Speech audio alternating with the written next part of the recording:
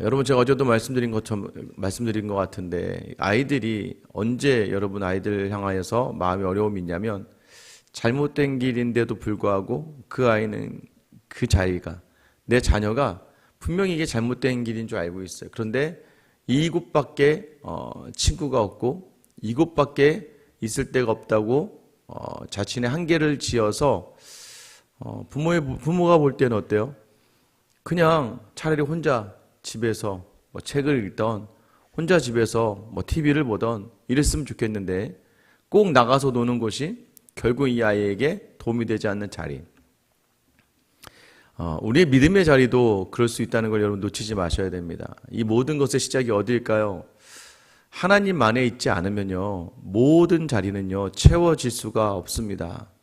그래서요 우리가 있는 그 모든 자리에서 우리는 계속해서 무언가 우리가 노력하지 않으면, 무언가 우리가 그곳에서 인정받지 못하면, 무언가 내가 거기에서 힘을 다하지 못하면 내가 도태되고 어려워질 것 같으니까 더 급히, 더 마음 졸이고, 더 근심하고, 더 염려하며 살아가게 되는 거예요.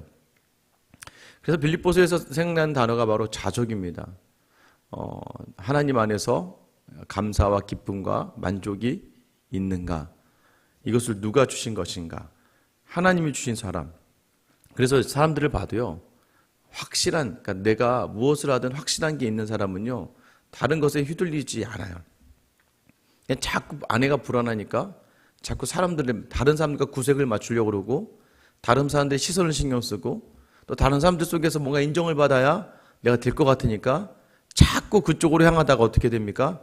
정작 중요한 것을 잃어버리고 매 시험마다 흔들리고 매번 작은 일에 요동하게 되고 매번 감정을 자기가 주체할 수 없을 정도로 어려워진 상황 속을 경험하게 되는 것이죠.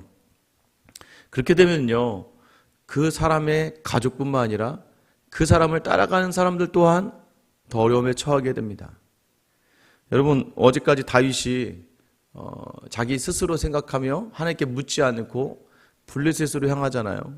그럼 그 가족도 다윗을 따라가고 그 신하들도 다윗을 따라가서 함께 고생하게 되는 거겠죠.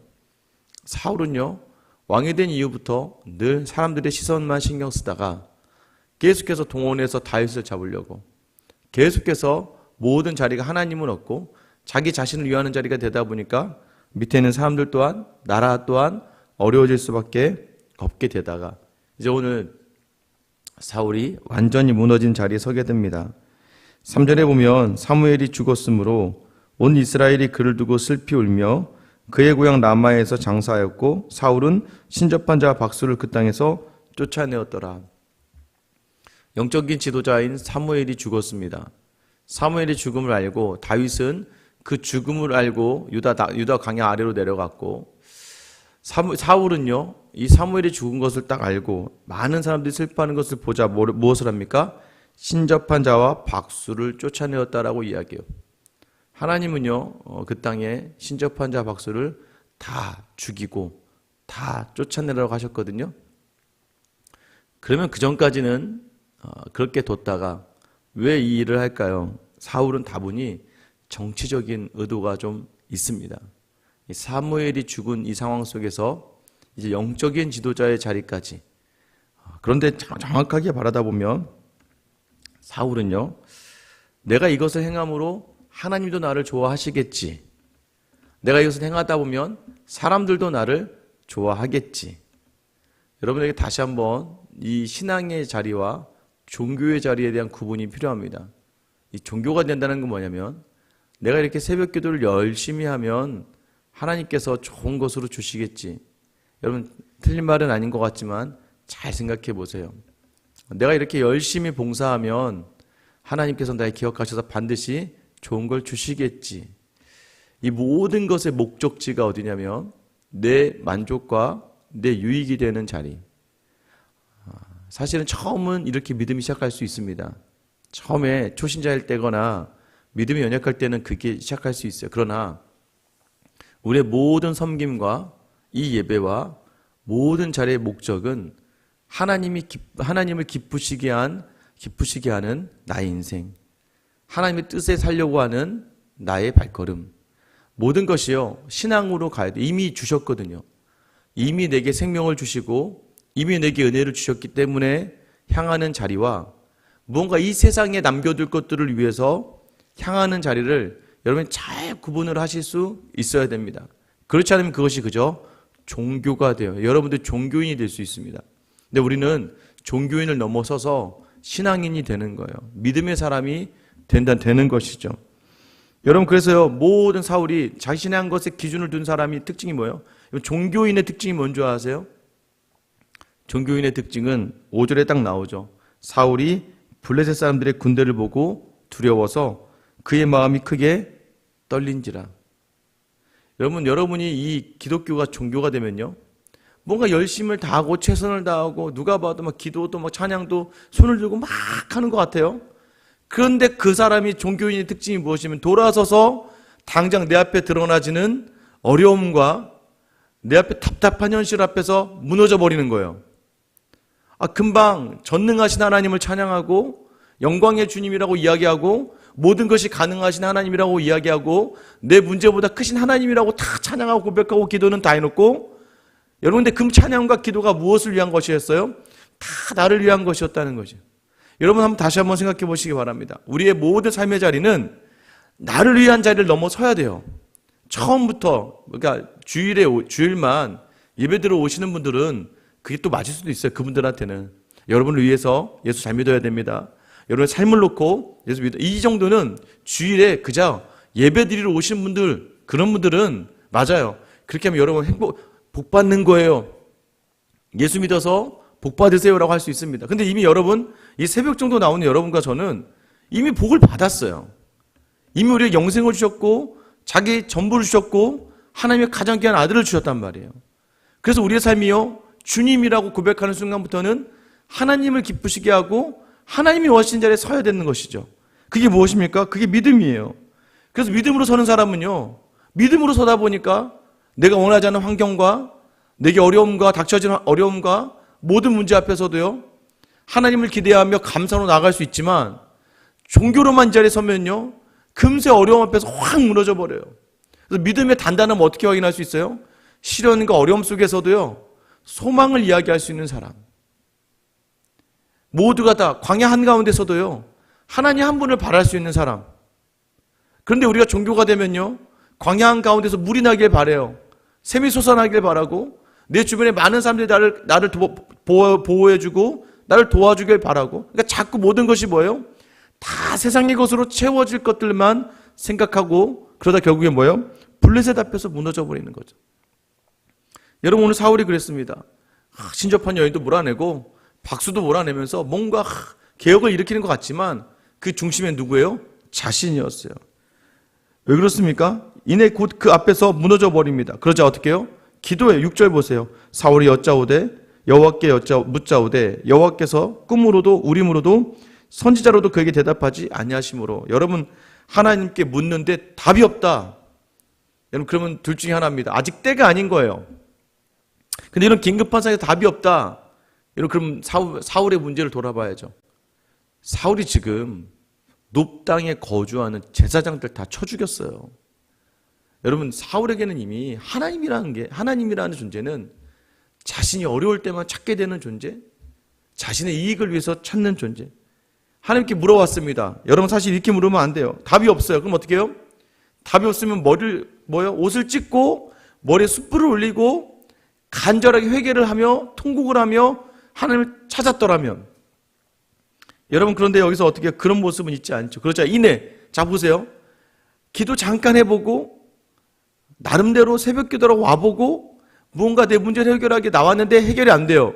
그러면 어떻게 됩니까? 여기서 또 믿음의 사람과 종교인이 달라지는 거죠.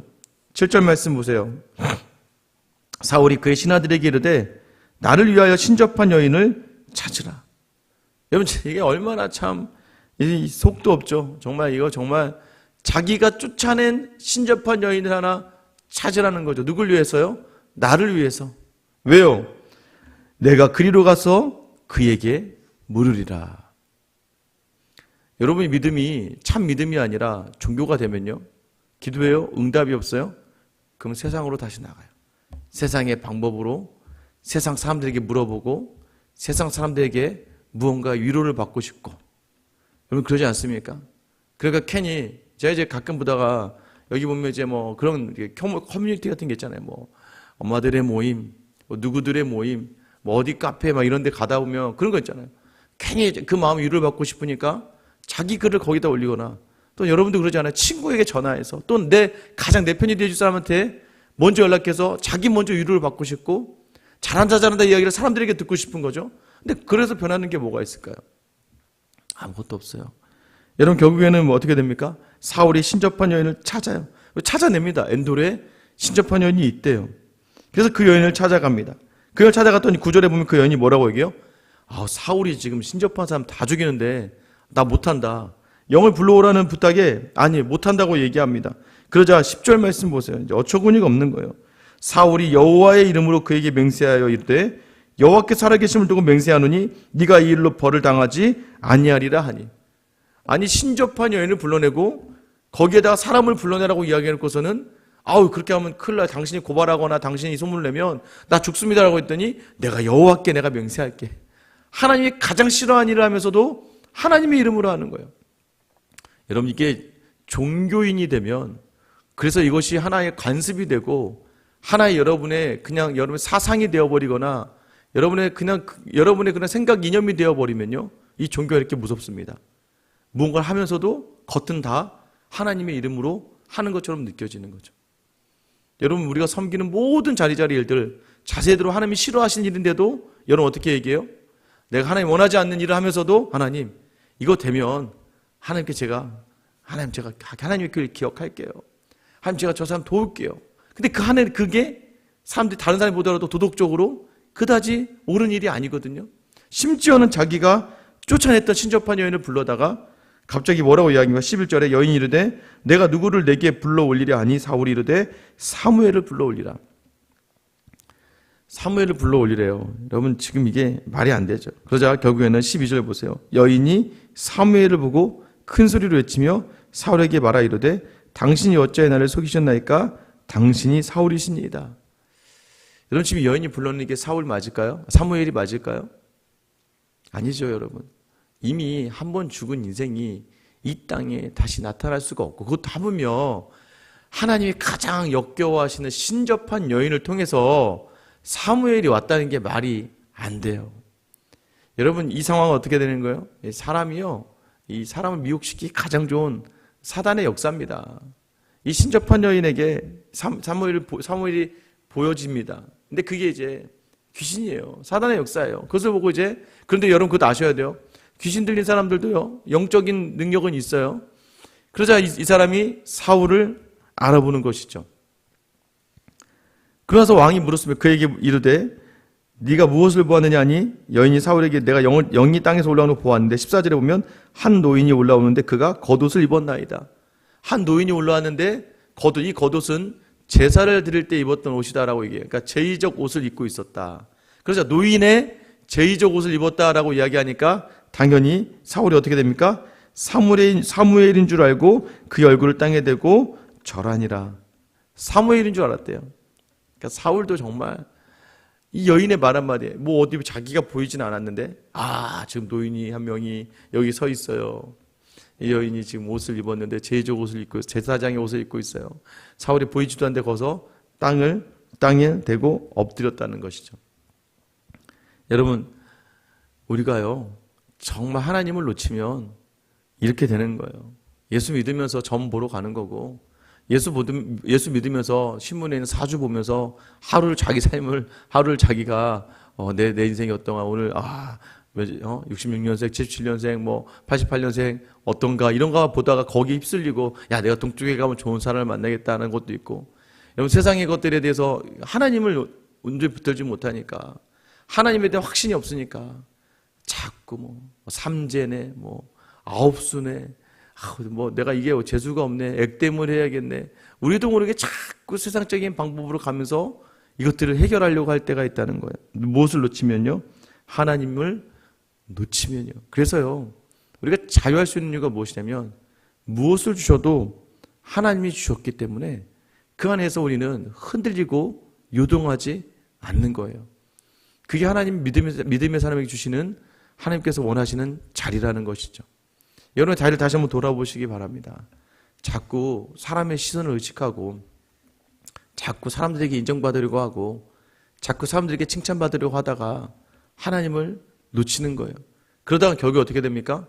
하나님마저도 자기의 만족을 위한 도구에 지나지 않고 그 모든 것 속에서 결국에는 무너져버린 자신, 결국 세상을 보다가 세상에 속하는, 그리고 주님을 완전 놓쳐버리고 세상 속을 붙들고 있어 두려워하는 거예요. 살아가는 모든 자리가 염려와 근심, 투성인 거예요. 여러분, 다시 한번 여러분의 믿음의 자리는 전능하신 하나님과 함께하는 자리인 줄 기억하신 여러분 되시기를 축원합니다.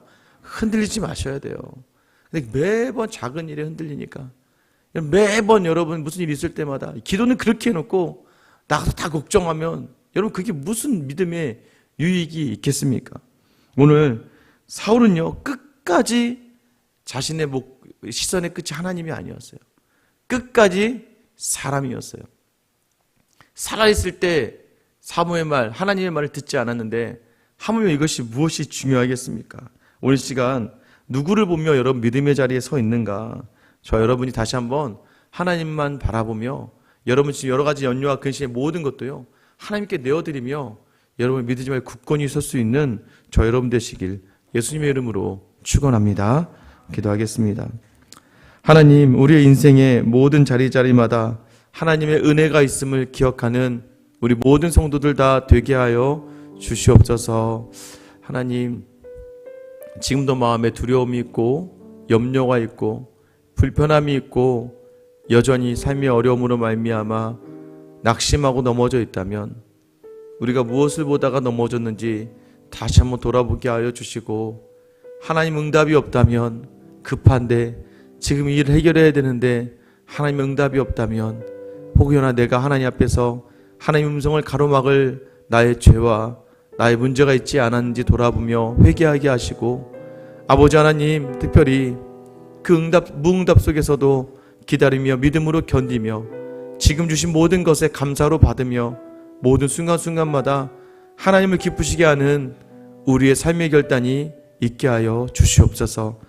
하나님, 우리가 하나님을 놓쳐 세상을 보다가 무너지지 않도록 다시 우리의 시선을 들어 하나님을 바라보오니 우리를 보시며 도우시고 하나님 더욱더 우리에게 긍휼과 은혜를 베풀어 주시며 믿음으로 서서 많은 이들에게 하나님의 사람의 모습을 본으로 보일 수 있는 우리 성도들의 하루 되게 하여 주시옵소서. 끝까지 그 하나님의 시선을 놓치지 않으며 우리를 위해 십자가에 달리시고 끝까지 우리를 사랑하신 우리 주 예수 그리스도의 이름 받들어 기도드립니다. 아멘. 여러분, 기도